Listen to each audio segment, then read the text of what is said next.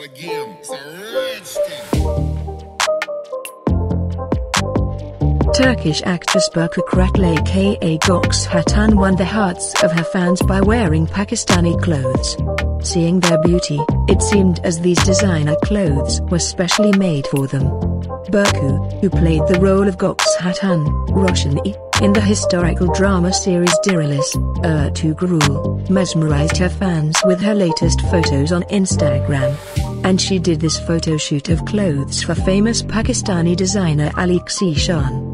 The Turkish actress looked ethereal in a strapless blouse wearing statement sleeves.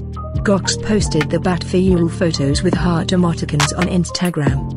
This photo shoot not only won the hearts of Pakistani fans but also people in Turkey are enjoying this photo shoot. After seeing the photos, don't forget to share your views in the comment section below how you felt about this photo shoot of the Turkish actress Burcu kıratlı.